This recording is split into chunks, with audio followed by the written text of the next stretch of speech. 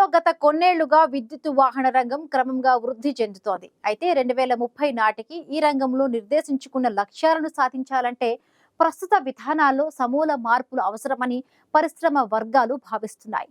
వాహన రంగాన్ని ప్రోత్సహించేందుకు కేంద్రం తీసుకువచ్చిన పిఎల్ఐ పథకం ఉద్దేశం మంచిదే అయినప్పటికీ దాని నిబంధనలు ఈవీ రంగానికి పూర్తిగా మేలు చేయడం లేదని తాజాగా ఒక నివేదిక వెల్లడించింది.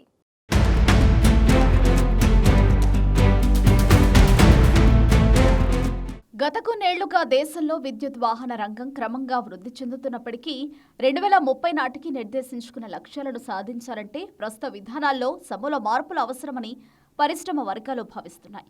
ఈ నేపథ్యంలో ఉత్పత్తి ఆధారిత ప్రోత్సాహకాలు, పథకం నిబంధనలు, జీఎస్టీ రేట్లు, ఫేమ్ సబ్సిడీ కొనసాగింపు వంటి అంశాలపై 2026-27 కేంద్ర బడ్జెట్లో స్పష్టమైన నిర్ణయాలు ప్రకటించాల్సిన అవసరం ఉందని డెలాయిట్ ఇండియా విడుదల చేసిన నివేదిక పేర్కొంది.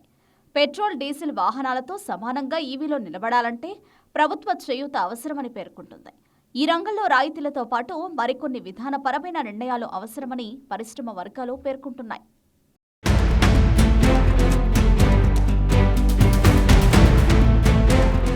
కేంద్రం వాహన రంగాన్ని ప్రోత్సహించేందుకు పిఎల్ఐ పథకం తీసుకొచ్చింది. అయితే ఈ పథకం ఉద్దేశం మంచిదే అయినప్పటికీ ఈ నిబంధనలు ఈవీ రంగానికి పూర్తిగా మేలు చేయడం లేదని డెలాయిట్ నివేదిక తేల్చింది.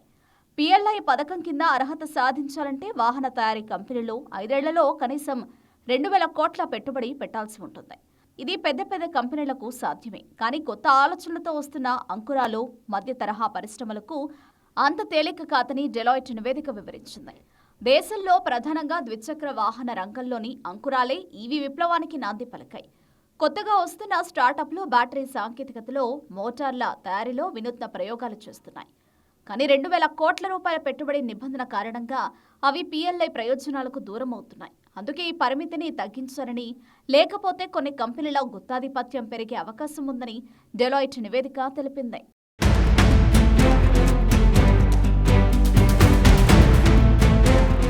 కేంద్రం తీసుకొచ్చిన పిఎల్ఐ పథకంలో మరో ప్రధాన అంశం వాహనంలో ఉపయోగించే విడిభాగాల్లో కనీసం 50% దేశీయంగా తయారై ఉండాలి.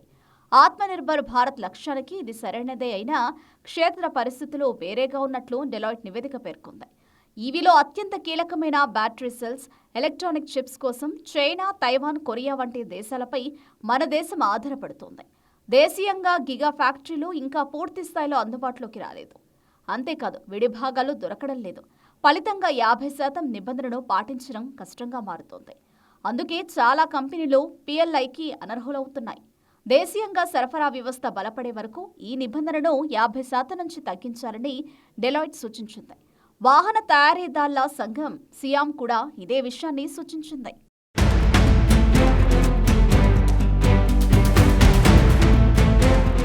ప్రస్తుతం విద్యుత్ వాహనాలపై 5% వస్తు సేవల పన్ను ఉంది. కానీ ఈ వాహనాలకు గుండెకాయ వంటి లిథియం అయాన్ బ్యాటరీలపై 18% జీఎస్టీ ఉంది. విడిభాగాలపైన 18 నుంచి 28% జీఎస్టీ వర్తిస్తుంది. దీనివల్ల తయారీదారులకు ఇన్పుట్ ట్యాక్స్ క్రెడిట్ సమస్య వస్తోందని డెలాయిట్ నివేదిక తెలిపింది. ముడి సరుకుపై ఎక్కువ పన్ను కట్టి తుది ఉత్పత్తిని ఎక్కువ పన్నుకు అమ్మడం వల్ల కంపెనీల వద్ద పన్ను బకాయిలు పేరుకుపోతున్నాయి. ఇది వారి వర్కింగ్ క్యాపిటల్ను దెబ్బతీస్తుంది. మరోవైపు పబ్లిక్ ఛార్జింగ్ స్టేషన్లలో వాహనాన్ని ఛార్జింగ్ చేసుకుంటే దాన్ని సేవ కింద పరిగణించి 18% జీఎస్టీ విధిస్తున్నారు. ఇది వినియోగదారుడికి భారంగా మారుతుంది. బ్యాటరీలో ఛార్జింగ్ సేవలపై జీఎస్టీని 5%కి పరిమితం చేయాలని పరిశ్రమ కోరుతోంది. ఇక ఫేమ్ 2 పథకం ముగియడం, మరో దీర్ఘకాలిక భరోసా లేకపోవడంతో వాహన కంపెనీలు కొత్త మోడళ్లను విడుదల చేసేందుకు వెనకాడుతున్నాయని డెలాయిట్ నివేదిక పేర్కొంది.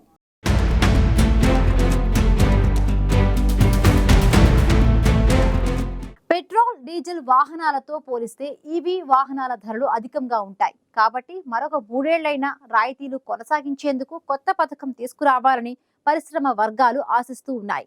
ఈవీ రంగానికి మరిన్ని ప్రోత్సాహకాలు ఇవ్వటం ద్వారా మాత్రమే ఈవీ రంగంలో ఆశించిన స్థాయిలో వృద్ధి సాధించడం సాధ్యమవుతుందని పరిశ్రమ వర్గాలు అంటున్నాయి.